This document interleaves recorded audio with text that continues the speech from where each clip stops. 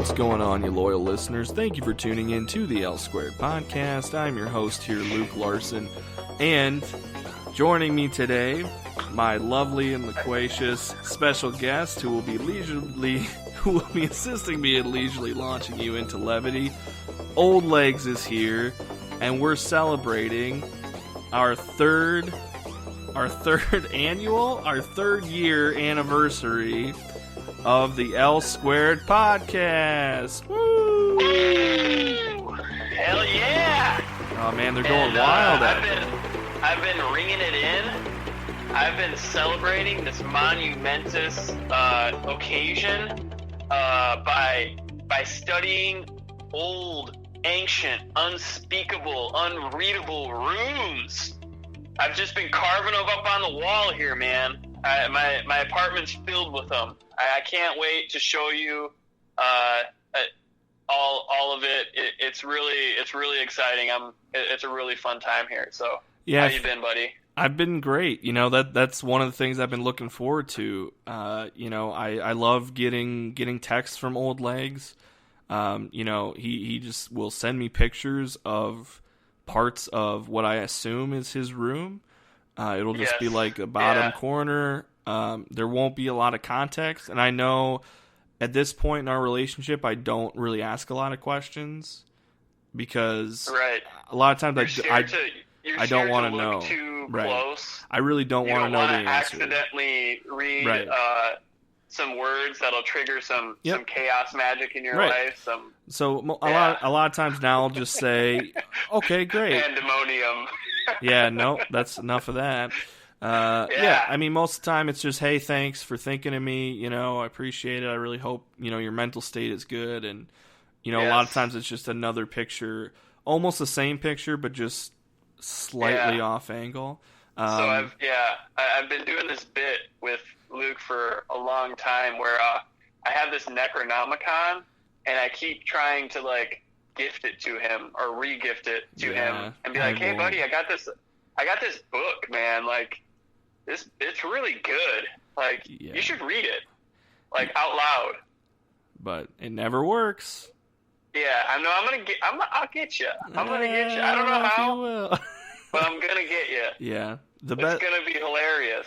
It's gonna be so funny. I can't wait for you to open a portal. I just have to the Netherland. I kind of have a rule of thumb with Old Legs is any leather bound book I will not open that he hands me. That's a great recommendation for anyone. If I happen to give you anything, you need to follow the rules of feet first time. There's no diving into anything that I may or may not gift upon you, especially if it seems too good to be true, because it probably is. But it absolutely is. Yeah, what are we talking about today on this so special occasion? To all you loyal listeners out there that tune in every week, we appreciate you. But we told you we've been waiting for this movie, and we've been waiting to talk about it. And so with our third year anniversary of the L Squared Podcast, we're taking it upon ourselves that this is going to be our festival, our every 90-year festival. It's going to be the first one, and we'll do another one in another 90 years when this podcast is going strong. So for this first festival, right in the middle of the summer, we're going to be talking about one of our most anticipated. And it's you the Maze blew Runner, it. right? Okay. You realize I'm going to have to cut all this out, right? So, all right, here's going to be the cleaner. So, middle summer, one of our most anticipated movies of the year, Midsommar. By our boy, Ari Aster. If you haven't heard our Hereditary episode, we gushed about that movie for a very long time. I would strongly recommend seeing that film if you're going to listen to that episode of the podcast. But this was his second feature film called Midsommar.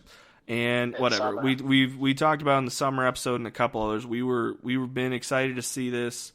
So I don't know. I guess we've kind of gone over our thoughts about what we want to see going into it, but just I don't know. Let's just, for old time's sake, for the 3rd year anniversary, let's just go over it one more time. Old Legs, what were your thoughts sitting down in that theater to see this movie? What were my thoughts? Pre-movie or post-movie? Pre. So this is right before we saw it. Okay. My thoughts, I was extremely excited. I was even more excited that there was like a potential crazy guy sitting up a couple rows who was he looked like a cross between David Foster Wallace and like a carny worker from really like did. 1999. Yeah, and it was incredible. Do you remember what my comment was to you? I forgot. I may or may not have been listening, but so he was wearing. Go ahead. He was wearing Janko jeans, right? Yes. Glasses. Incredible. Ponytail, bandana. Incredible. And I looked at Old Legs and I said, "Boy, I wonder what movie he's gonna see." Yeah, and there's like no question. Like, oh, I'm sure he's one for Toy Story, please.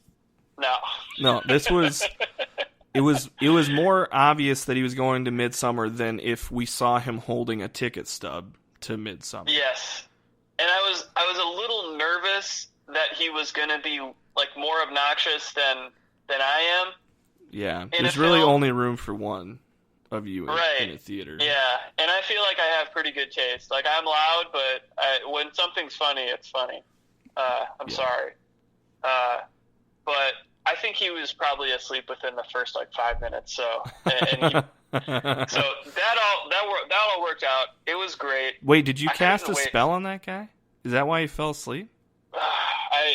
I devoted wait, hold on. Maybe we should large portion of my mental energy towards hexing him. I hexed him with a sleep charm. You did it. You pulled it off. It was either that or he hexed himself in the parking lot before with some medicinal components. Yeah, that's probably more likely. But, yeah. So yeah, that was fun. It was a really good crowd. We were at a late show. It was, yeah. I felt like people, like, for the most part, like, were into it. Yeah. And kind of got it. There wasn't that like weird, like mid-50s couple who just kind of like look at the poster and are like, yeah, so let's see it. It's just a date night every Friday. Like, let's go. Yeah. It wasn't any of those people. Like, no one left. No one was disgusted. Which I certainly feel like we were in the ballpark for that. But yeah, I was super excited. How were you feeling? What were your thoughts?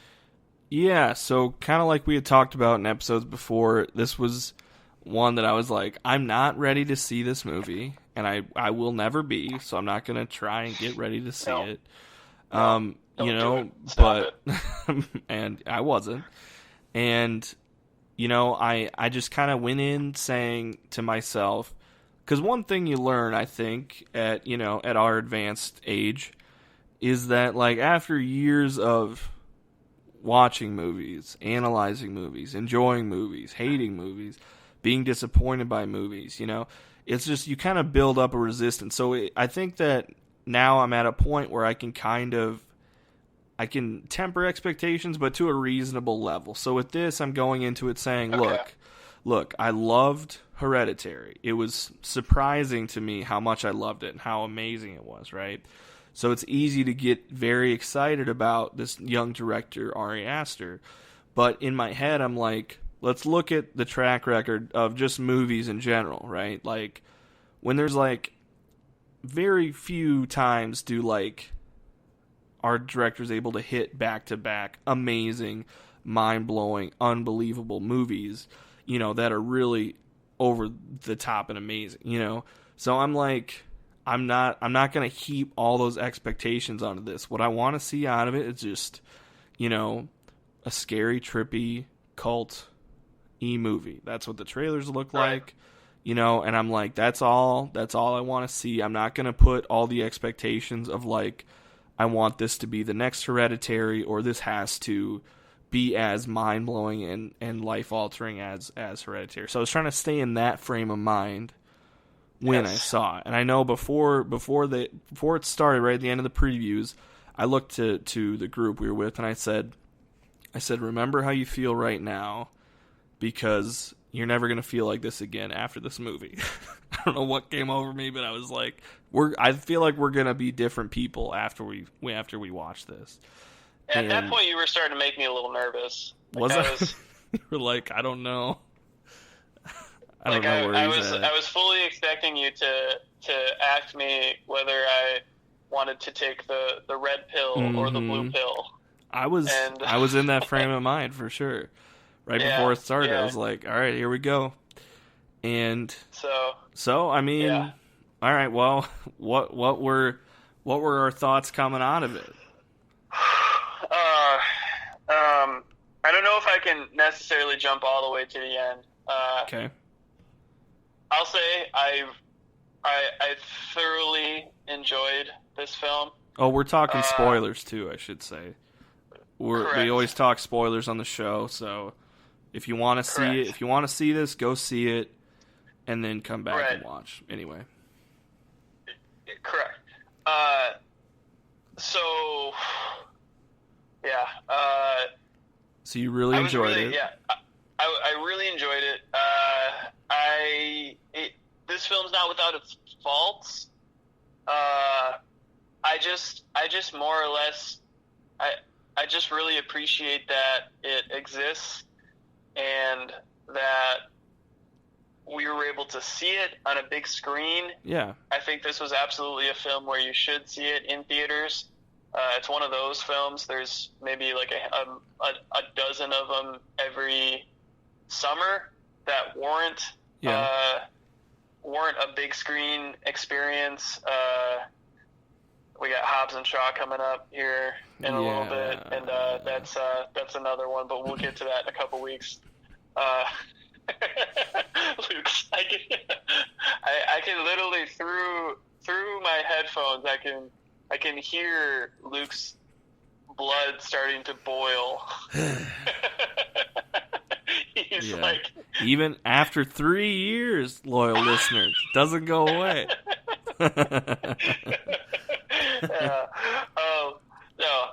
Sorry about that. Sidetrack a little bit. No, that was actually good. We did good there. Not to get into that. Yes. Gotta stay focused. So you're glad that we were able to see this in a theater and on the big screen. Yes. So I just wanted to kind of get all the niceties out of the way, and just the fact that it was made and and it feels like his own vision. Yep. And it's not really compromising to any sort of narrative structure. I think it's supposed to be disorienting. It's supposed to I agree. Feel like a fever dream, or just feel like just a dream in general. Yep. It's a really exciting narrative.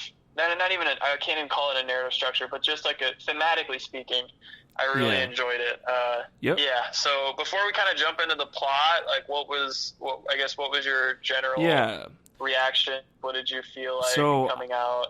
I appreciated that Ari Aster didn't swing for the fences with this. I thought it did a good job of staying in the pocket and not trying to do too much.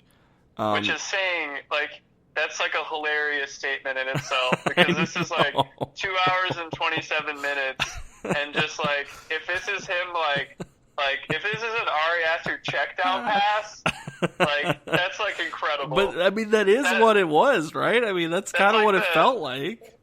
That's probably I don't know if he's a football fan, but God, if I made this film and someone is he's he really stayed within himself here, I'd be holy fuck, yeah, no, I mean, yeah, I agree, but I stand by that statement. I really do think that he, he kept it focused, and he was just trying to make this movie, and I'll say that I think it was. I know what you're saying. I know what you're getting at. It's but, just you have to take that with like a grain of salt. No, you're right. But I'd say that this movie is, I think this term is thrown around a lot and probably too much. But for me, this truly is like an experience seeing it. Yes. And I'll say that I don't know if this is it's sort of, but I'd say that this movie had a physical reaction on me. It caused me to have a physical reaction. Yes. Which doesn't really happen that often. And it literally, like, about the last hour and a half, I just felt like I was tripping on whatever drugs they were taking. I really did. It was like I sunk into my chair and I didn't move. I literally felt my heart beat faster. My eyes felt like they got wide. And I was just like, I was sweating. And that movie theater we saw it in was very warm. They did not have the AC on. So we were literally sweating it out.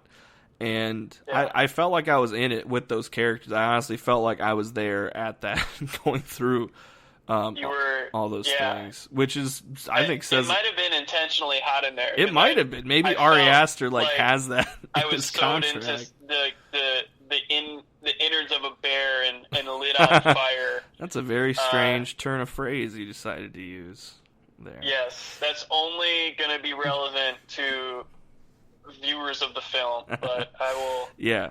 So, I mean, but before we get into, like, specifics of it, I really liked it. It was... I liked that it was it was contained, I guess. And it wasn't trying to be Hereditary, I guess, which is what I really appreciated about it. So, I'll say the one last thing before we kind of just talk about what we liked about it and the plot of the film. And I was really impressed, and the only thing that made me a little bit nervous about the film, because it breaks kind of one tradition of cult films, in that I think everyone going to this film already knew that it was a cult film. True. And so with cult films, the thing is, most of the time you don't know it's a cult film until you're like, oh my God. Yep, true. It's a cult. Very true, yeah. And suddenly it's like the tables turn on the viewers, the tables turn on the characters, and like, oh my, holy shit, guys, we're in a cult. It's like suddenly you wake up and you're in Om Shinrikyo and you're doing yoga for 18 hours a day, and people are being boiled in vats, and you're like, get me out of here, check please. I didn't understand that. I thought it was a cult. Okay. But anyways, I just thought, I was like, ooh, they're gonna have to really sell up the cult aspect of it to just go into it with viewers knowing, like, that can't be like a surprise hat to drop. Right. Yep. No, you're absolutely right. I mean, maybe it was for the characters, but for like anyone who had seen any sort of marketing or a trailer, or just look at the movie poster, I would say it's like, oh yeah, this is going to be spooky. Yeah, this is going to be a spooky cult. That's a really good point. What's going to happen? So that I thought that was exciting. I thought it lived up to it. I thought it was every bit as weird as it needed to be, without having that kind of surprise. Right. So, yeah. And I was also kind of excited that it didn't have like a surprise moment. Yeah. You know?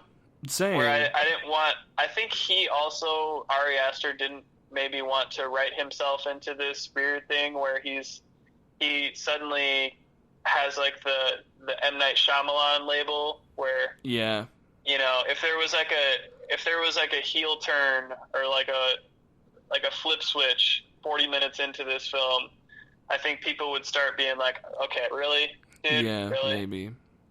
And you're right. And there were definitely opportunities where they could have done that, where they could have done the bait and switch, and they didn't. Yeah.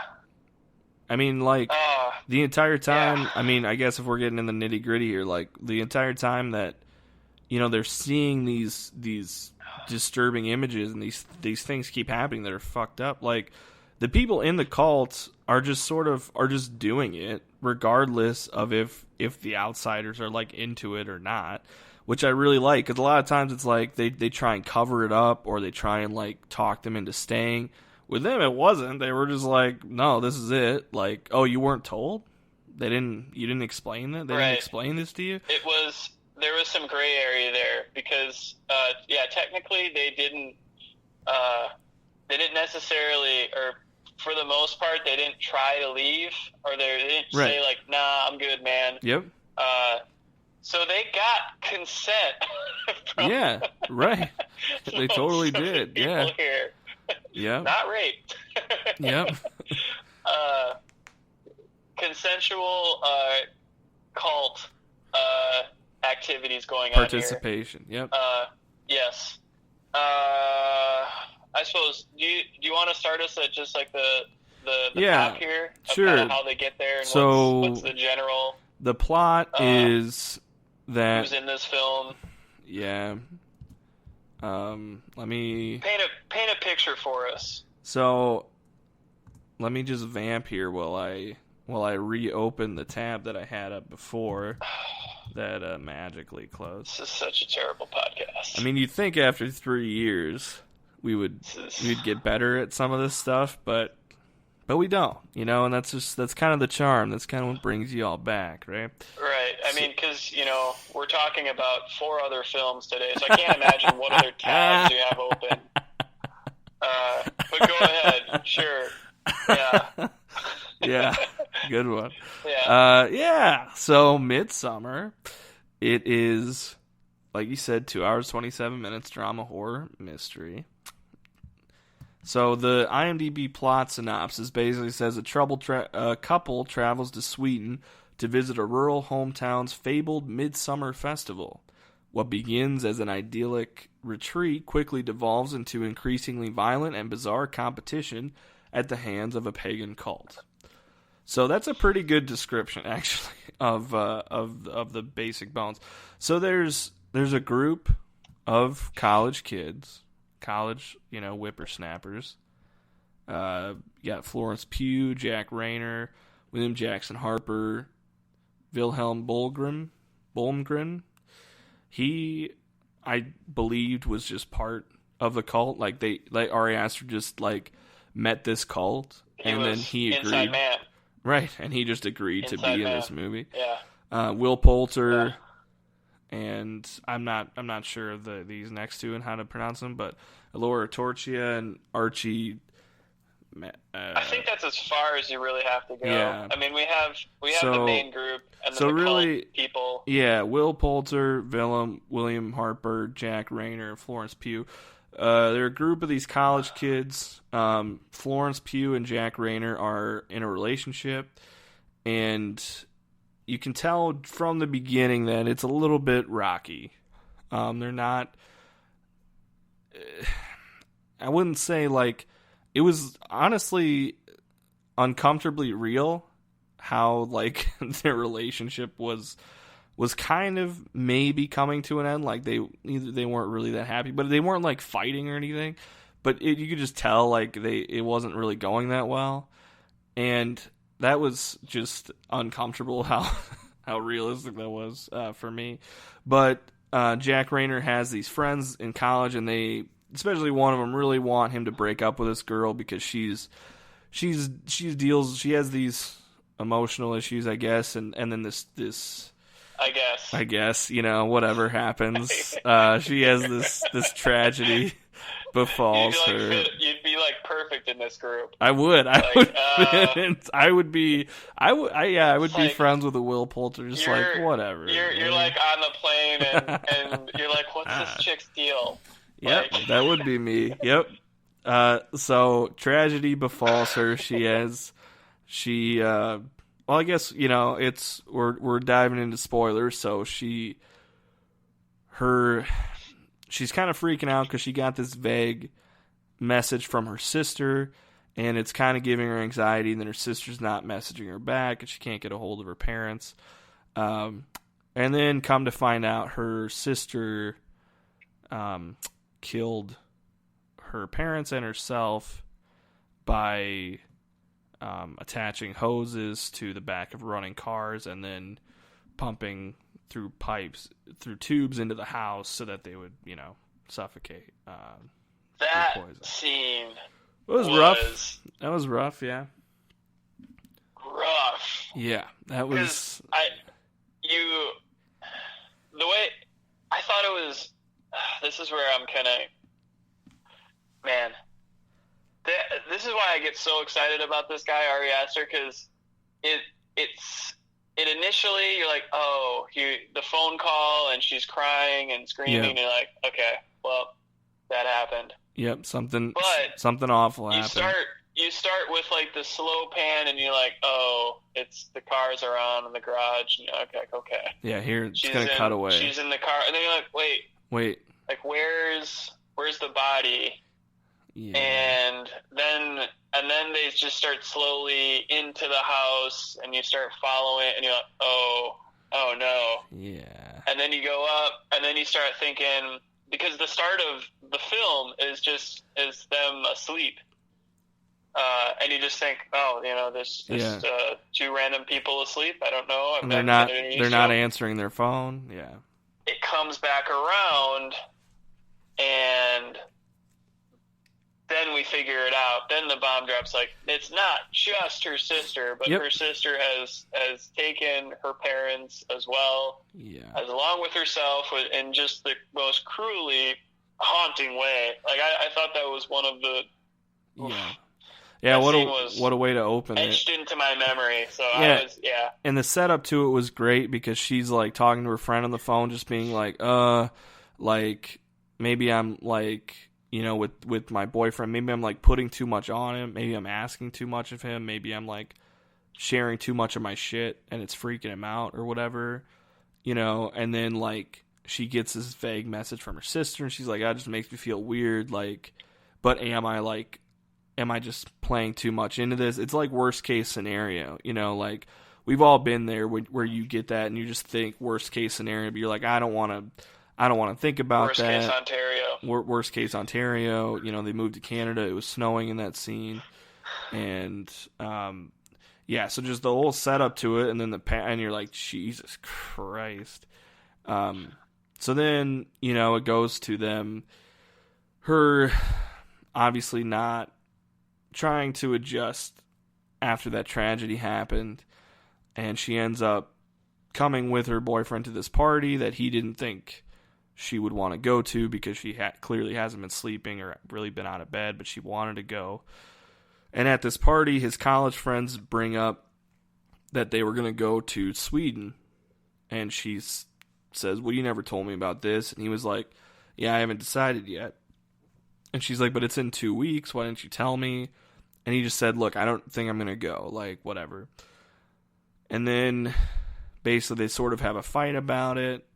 And then Ixnay Verde, she's coming along to Sweden. Jack Rayner is just the most incredible in this movie. I related with so much of what Jack Rayner was doing here, with like the stupid guy trying to figure out how he's going to finish his PhD. It's like, it was like, he's just like, he's there, but he's, like he's putting an effort, but he's just not really that good at it. Oh God, he had some of these lines that were just so good. Yeah, he was a little bit like you, just a little bit. I mean, no offense here, old legs, but I mean, like, even just, like, the little thing, like, forgetting the birthday, and then, like, not telling her that you were maybe going to go to Sweden. Like, you would do that. Just be like, oh, well, I'm going to be in Sweden for a month. Why didn't you tell me? You're like, I don't know. Selling out the other guy who's also 100%. Doing his PhD. Like, oh, yeah. Like, that's you, for sure. I wasn't. I noticed. I noticed. Yep. Like I would honestly, I would not be surprised one bit if I got if that was you, like it was like you and me, and you're like, you're doing your job. I would be like, I don't know. I noticed he was he was looking at the book, and I saw him writing down some things, and I said, hey, maybe that's not cool. I'm sure you would. You know, I would not be surprised in the least if I hit Old Legs up and was just like, hey, you want to do a pod? You know, we're thinking recording. And you're like, hey, sorry, man, I'm at this festival in Sweden right now.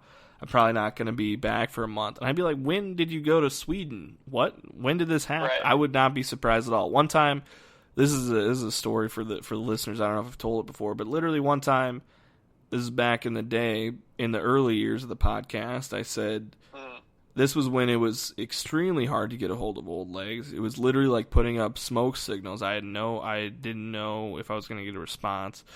But I texted him and said, like, hey, thinking maybe we could do a pod this weekend. And the response I got back was, hey, sorry, I'm dog sledding in Montana right now.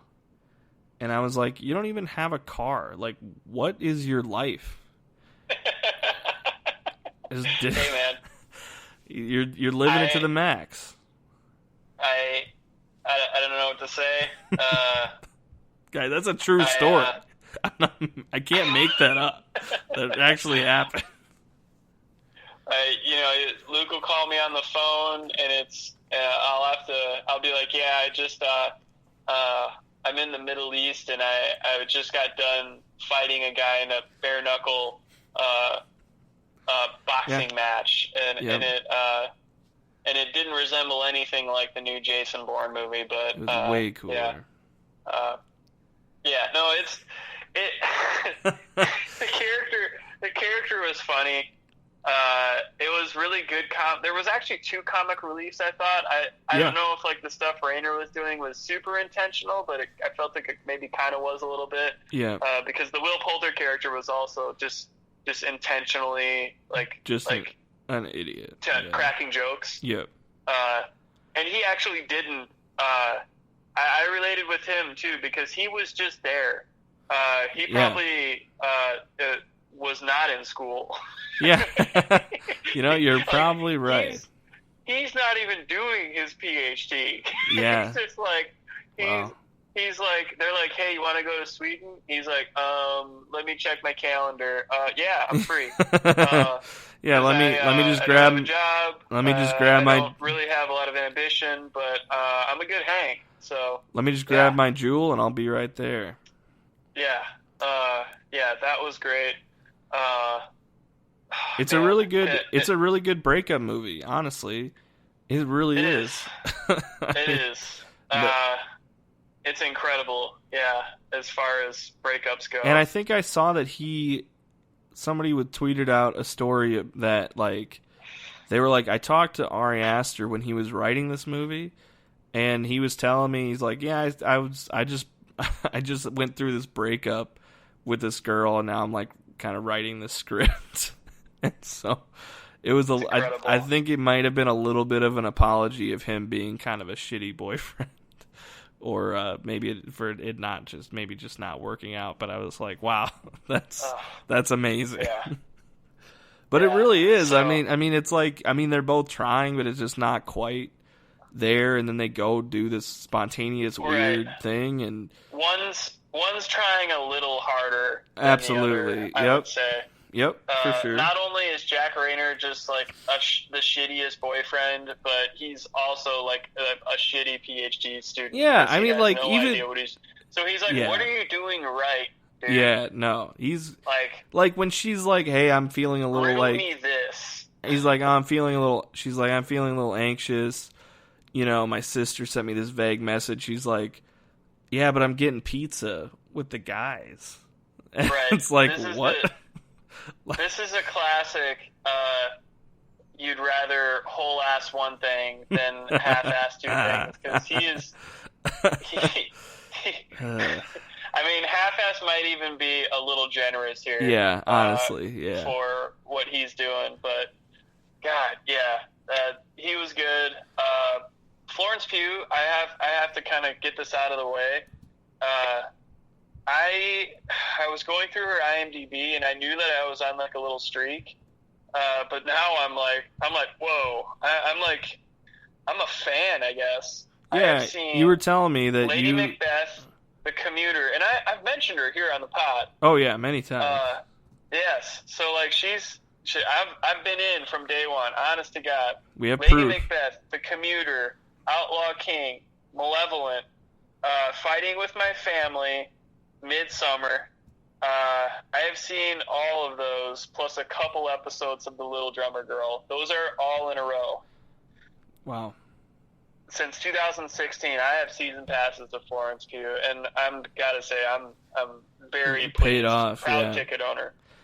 Ticket owner. She was great. What did you think? 'Cause yeah. I think you probably know where I fall here. But. Yeah, I mean, this was really the first thing I'd really seen her in that and I thought she was great. She felt real, and yeah, like just felt like a real person. She acted her ass off, and she was asked to do a lot, and still like, I don't know, her facial expressions alone are like, wow. I swear to God, like That's something else. Did I mention this when I mentioned Malevolent? I don't know. I kind of tune you out sometimes. Okay. Like, if you go back, that movie's on Netflix. Go back and watch it. Like, you see the same stuff you saw there. Like, she's so good. And that movie sucks. But, yeah, she's doing this crazy stuff with her face that's, like, you don't really see a lot. And it's not a glamorous role. Like, I think she's very, like, she's, like, a gorgeous human being, but... they make her wear sweatpants and look all ruffled. It's like she's like got like the Chandler Bing like breakup definitely attire going. Like wrinkly clothes, and she's kind of like she's a little bit short with people, just because not necessarily short, but just kind of not the friendliest because she's going through all this shit. So it's really not. Yeah, you're right. It's not really that glamorous of a role. And she's, like, slowly coming to terms with the fact that I'm dating a fucking moron. Yeah. Yeah. Yeah, it's tough. Man. Yeah, she's incredible. The stuff that she's doing here is really top-notch. The interesting part, I wanted to bring this point up to you. Mm-hmm. Is there a villain in this film? Is there an antagonist?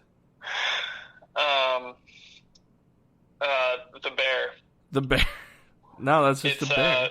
That's just a bear. That's just a bear. Was that the line? It's just a bear in a cage. Yeah, they were like, "Well, what's with the bear in a cage? It's just a bear in a cage." That was along. They didn't say anything else. They were like, "Whoa, what's with that?" Oh, it's just a bear. Just walked away. Great. Yeah, I mean, like I was thinking about this the other day, and I was like, I don't really know if there is an antagonist in this film. Like, I mean, the boyfriend sort of like he has a character arc where he starts out, you think he's a good guy, and then he kind of falls off. And there's flawed characters, but I was like, I don't really know if there's like a villain in this. Yeah, you're right. There's not, because there's not a. There's not anyone that's more. I guess it's hard.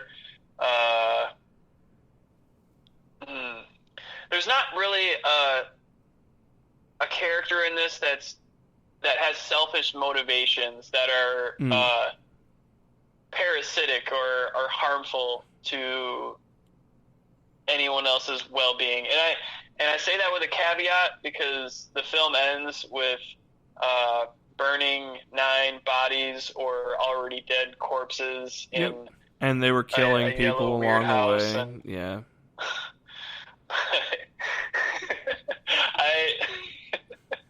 Oh man. But it wasn't because they didn't like them, you know.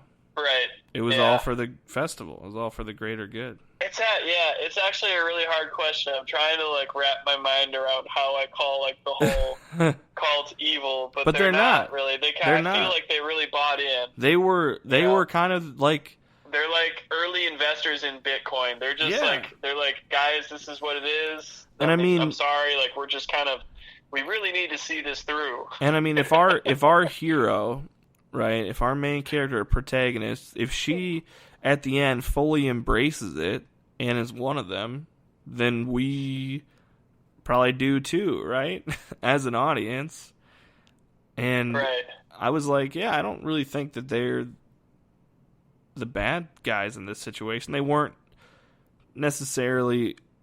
It's hard. It's really hard to make that argument. I was gonna say they weren't like deceitful, I guess, but they were a little bit. But they were like they're dickheads. Yeah, they were kind of dickheads. It was a lot of dickheads. Like it was normal people, just dickishness. Yeah, I they. Can't believe I said that, but I don't know if that's like a word. Yeah, but I guess this goes back to your earlier point of this doesn't have a normal structure and doesn't really follow normal rules of storytelling. Right. And I would much rather have a film like this where the characters are interesting and flawed, and it doesn't have a black and white, really anything. And it's kind of up to you to figure out. So there's one part that stuck out to me for some reason. It just really got itself stuck in my head. And I don't know if it means anything or not, but I'd love to bring it up to you right now. So at the end, when they're in that ceremonial house. Effigy, essentially. Yeah, and the burning, whatever, the yellow thing, temple or whatever you want to call it, a church of sorts. Yeah, it's a little Mandy-esque. Yeah, a little bit, yeah. So where they had all the corpses in, and they put the boyfriend in the bear suit. So the two cult members who were sacrificing themselves, who were alive. One of them we had met a couple times, the one guy's brother, and then just some other random dude. So the old man gives them each a drug to take. And the first guy says, right, he says, take this and you will feel no pain. And he takes the drug, whatever. Goes the next guy and he says, take this and you will feel no fear. Takes it, okay. Leaves, starts the thing on fire. And in my head, I'm thinking about that, and I'm like, well, obviously, I don't know, in my head at least, I was like, well, which one would I rather have? Would I rather not feel pain or not feel fear, you know? And so I'm like, I'm kind of thinking that. And then it goes in flames, and then and then before the fire really hits either one of them, they're looking at each other, and it's going, and they're calm. And then the first man, who was told, take this and you will feel no pain, starts freaking out, starts screaming, and then, you know, they cut away in it and they burn alive or whatever. And for some reason, that really stuck with me. And the other guy did not scream. So I'm like, okay, what does that mean? Because if he was screaming because he was scared, okay, but he volunteered to do that, and it wasn't like it sounded like a painful scream, and he had taken the drug, and at that point, the drugs worked. I mean, like, the drugs were doing something, and these guys bought in, so, like, it was like, wait a minute, so is he screaming because he's feeling pain? And if he's feeling pain, does that mean that drug doesn't work on him? Now, the other guy took it and said, you feel no fear, and his expression did not change. So that would lead me to believe that he wasn't afraid, even after that. So then I was like, well, was he screaming because he was afraid of the fear, which, again, doesn't really add up to me. So then I think, well, if it didn't work for him, does that mean that none of this is... I don't know. I was like, I don't know what that means, and what... Maybe I'm reading into it, but that didn't need to be there. You know, that little piece did not need to be in the movie, so I assume it must have meant something. You know? That's crazy, because I completely missed that. Really? Okay. I just, I get it. I mean, it was intentional. I mean, it had to be. Are fear and pain the same thing? Are they right. Do they elicit the same emotional response? Intense fear and intense pain? I don't think so. Is that what we maybe are led to believe by this? Maybe. Or I mean, because I guess fear. It's almost like fear is presumptive, and it's kind of before pain usually, because it's in anticipation of pain typically, or of an undesired outcome, I guess, to be more specific. But then, like, if the guy who didn't feel fear wasn't freaking out, that makes sense. But then once he actually starts to feel the pain, wouldn't he still react? Because he's still feeling pain, even though he's not afraid of it. Even though he's not afraid of the pain, he'll still feel it. But does that mean he's not going to react? I don't know. I was like, is that some kind of philosophical question that was just thrown out there for a half second? Right. I've been racking my brain about it. It really is like a really wild idea to introduce in like the last it was like the last 30. Yeah, it was just boom, and it was it was deliberate. I mean, they had the shot set up. It wasn't an accident. They cut back to it. They didn't need to. Yeah, it was like, I don't know. I mean, that's something that I've been chewing on. I don't know what to think about that. Yeah. Yeah, it's interesting. I don't know. It's cool. It is cool. It's like those little nuggets I love. Like that makes me want to go back. The attention to detail. Stupendous. Yeah. Or just like the hive mind sort of nature of everyone at the commune. Like when they start on fire, everyone outside of the temple / church is acting out on fire. Yep. Same thing when poor guy at the start who jumps, and he's like, "Guys, are we sure about this?" Yeah.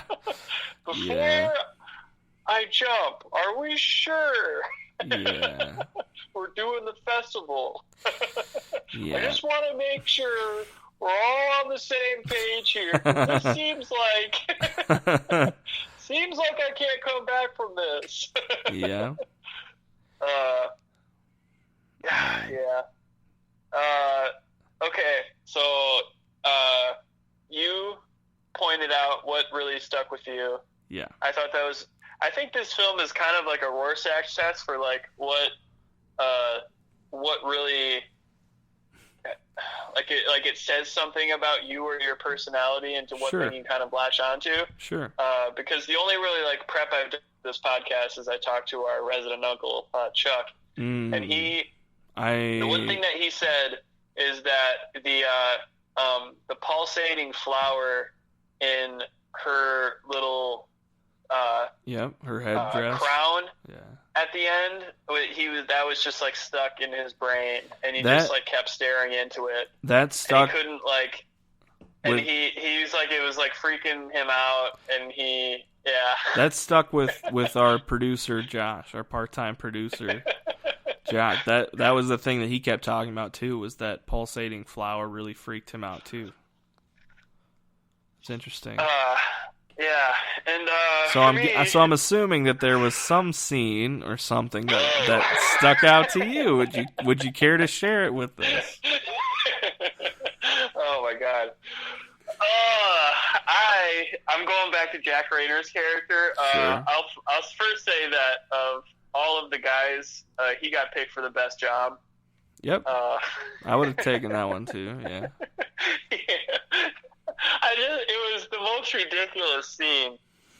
So one of the, I guess minor plot points of this film was that the interbreeding was only chosen for their readers and oracles, and runes, basically. And again, like, runes are awesome. I wish every film had. I hope there's some sick rooms in Hobbs and Shaw, but so in order to keep their commune going, they need people to come in and breed with. I guess it was one this time. Good luck with that. Yeah. You're really like counting your eggs before they hatch there, but what do I know? Sure. And so he's chosen to have sex with one of the commune members in the most ridiculous way possible. And we haven't even really touched on like the Dance Dance Revolution dance off that they had. Like, great. What a great scene. Step Up. What a great scene. That was amazing. Yeah. But while all this is going on, he starts tripping balls. And and he didn't want to. That was the first time in the movie where he was like, I don't really think I want to take drugs right now. And they were like, no, come on, man. And he's like, okay. After everything that's happened, I think I'm going to sit this one out. He was so close. He was. But he chooses the red pill, which is awesome. Because it leads to like the sweetest scene I've seen in like a couple of years, where he's lured off to this little barn and he's supposed to have sex with one of the girls, and he's surrounded by other naked older I mean, there's a good mix here I guess, and there it was kind of bookended with older of other female characters. And again, it's like it's the hive mind again. They're all connected through this craziness. Yeah. And they're all acting out the scene together. It's like this like weird skit like comedy thing going on. Yeah. And and it made me think back to their friend Wilhelm at the beginning, where he was like, you'll think it's silly, like it's traditional, we act out things and we do kind of silly dances. And that's like what I thought. It's very theatrical. It's very theatrical. Yeah. Yeah. Oh, that paid off. I wish there was film of me watching this. Old the legs. Smile I had on my face. He had both. When the old lady breaks from her dance and goes up behind. I can't imagine. Goes up behind Jack Ryder and starts just like thrusting, pushing his ass so he'll come faster. Was like the funniest, greatest thing ever. And I was just like thinking of how you're supposed to explain this scene to everyone on set, and just like look around and just be like, trust me, guys. Just trust me on this one. Like Jack Rayner's reading the script, and he's like, this can't be right. You're right? like, it's a joke, right? It's like, nah, look, man. You already signed on, dude. Just do it. You know, I think what I loved about that scene was all of it, but what I really love the setup for it. So, like, it's finally like he is sort of getting lost now in the shuffle, as she is one that's dance off, and she is their new May Queen, and she was kind of the outsider right away, but now they've embraced her, and she's having fun. She's having fun. She's embracing it. Yeah. And now he's kind of like feels out of place, and he's like, nah, I don't really know. Like, she wanted to leave, but now she's embracing it, and he's like, I don't really know if I want to be here right now. And that, like we said, that was the first time where he actually tried to refuse taking drugs, but to no alas, he did it. And then, and then at that point, he's really tripping balls. And I just love how it was just sort of like, I mean, what are you going to do? Like, they set up the ritual where he ate her pubes. She put pubes in his food, and then he drank some of her period blood. Again, classic misdirection on her part. Zing, she zinged him. And then they like when the May Queen, when his girlfriend goes off to go on her ride, which was clearly choreographed, they take her away. So she goes off to a shed, and he looks at her like she's looking at him like, come fuck me. And he's like, I don't really, I shouldn't, I got this girl, my girlfriend's here. Well, then his girlfriend leaves, and like another girl comes over and literally lays out a trail of flower petals from where he's sitting to the barn that girl went to. And he's like, oh fuck. And meanwhile, he's tripping out the entire time. And And then they go up and basically just tap him on the shoulder, and he's like, all right, fuck it. Like, you know, he just played Smash Mouth in his head, you know, and he said, hey, the water's getting warm, you might as well swim.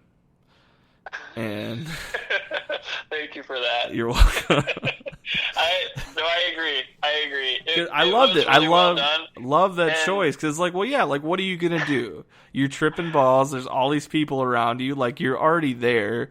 You've already ate the pubes, drank the period blood. Your girlfriend has left to go basically join this cult. Like, what left is there for you? You might as well go have sex with this girl who wants to have sex with you. And everybody here wants you to do it. Yeah, that's your happy ending. That's your happy ending. Go get it, man. That's all you're getting. That's all you're getting, bud. Yep. Sorry. Yeah. I really, another thing, I can't confirm this, but in my mind, it felt like he was done tripping at the end of that, and when he kind of like comes to, and he's like, oh my God. And he runs out. Yeah. And just like what he has just experienced was like so disoriented and so like, and so outer, just not from this realm. Yeah. That he just can't comprehend. Like I feel like he's no longer tripping, but he's not, he no longer knows like what's real and what's not. Yeah.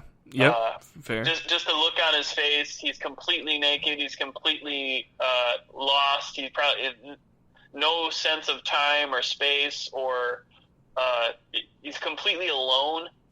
And I couldn't imagine that. That's Yeah, that's a really good. It was a good ending for his character. And I mean, yeah, it's something. It's definitely. It's a film. It's a film. It really is. And you know, I remember on our What Do We Want Out of Summer 2019, you know, when we had talked about this, you said you were maybe a little bit afraid that it wasn't going to live up to the hype, and that you were overhyping it. And I said, well, even if it's not that good, I would think that he's probably going to take some chances and take some swings that'll make you appreciate it, even if it's not like technically good, you know, or great or whatever. Yeah. But I think it did both. For me, I thought it was obviously an extremely well-made movie, and another wholly original film.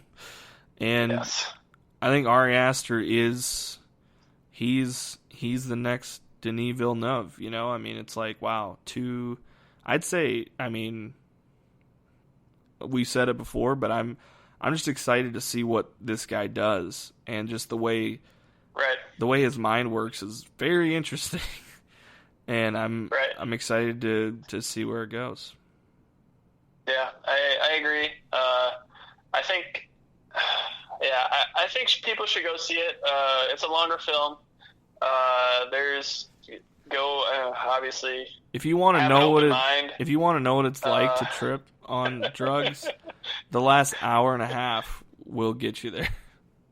That's good for me.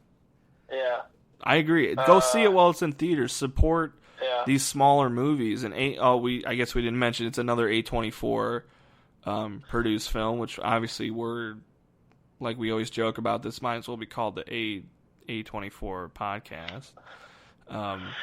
But I'd say go support it. Go see it in theaters, like you said, and just like that kind of imagery is gonna be etched into my brain forever.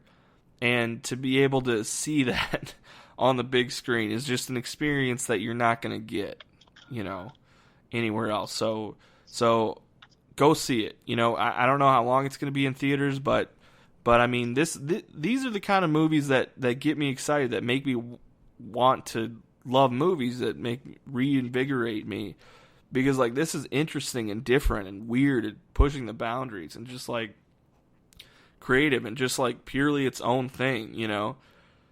And I want to support that. So get out there. I agree. Loyal listeners. Go experience something. Go feel something. And not everything has to have a concrete beginning, middle, and end, and the hero saves the day. Yeah, just go experience something, and who knows? There's probably 10 things here that we didn't mention that might more or less be the most interesting thing for someone else. I need to see it again, especially in theaters. I'm definitely going to do that, and I've got a list of things that I want to watch closely for on this next round. So I'm excited to see it. And I am learning the runic alphabet. I'm moving past the 26 letters that the establishment is teaching us. Yeah. I have left those sounds and those words behind, and I'm moving on, baby. He's gone. Let's go. Some would say we've already lost you. Well, thank you guys so much for listening. We've been around for 3 years. I can't believe it. Go see Midsommar, but check us out on Facebook at L2 Podcast, on Twitter, L Squared Podcast. We're on SoundCloud, we're on YouTube, we're on Instagram, L Squared Podcast. You can find me on Twitter at LukeLarson89. Support us, support this movie, support Ari Aster, and let's, look forward to support him. I'm sure he's got a Patreon. We got a Patreon too. You can support us. Yes. Go watch The Leprechaun. Go watch The Leprechaun. We're doing a campaign. We want to get Warwick Davis on the show. We want to get him on. We want to talk to him about. Luke has tweeted it in twice. And I might have to throw my hat in the ring. I think that's the push that he needs. Yep. I think what really else just is he doing? Hearing my voice over the internet. Will be that kind of that last little shove he needs to come to his senses. That's right. We'll take care of him. We have a lot of great ideas for this series. We do, and I think not only can we get him on the pod, but we might be able to convince him to do another Leprechaun movie. Yeah, so, I don't know. We got a lot of ideas. So, we got, like I said, we're starters. That's right. We are initiators. I mean, we still have that Leprechaun, that convention we were going to do. So he might be interested in that. Yes, Leprechaun, and then also just this plot in general. I've been referring to as the Long Con. Ah, I see. I see what you did there. Yeah, sorry. Yeah, well, there's no better way to end it than that. All right, get Warwick Davis on the show. Here's to check us out in 90 years, where we're going to do another episode of this festival. Head's going to be in a fucking bottle. Woo! All right. Thank you guys so much. Peace. Peace.